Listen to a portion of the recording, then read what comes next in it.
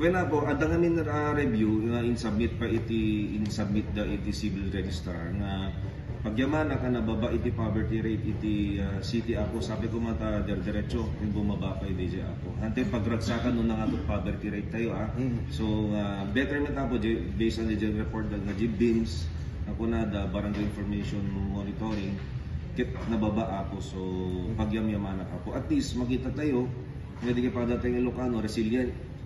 So DJ ako.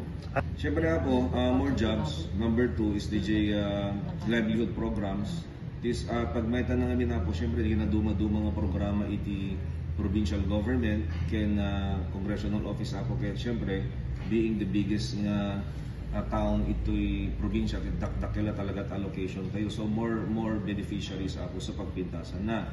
So idaw-dawat ko met kani ako congressman kani ako gobernador o kanya ako vice governor nga nung mabalbalin aming programa dag especially livelihood program sa ako ket dumakkel ken nga maputputol.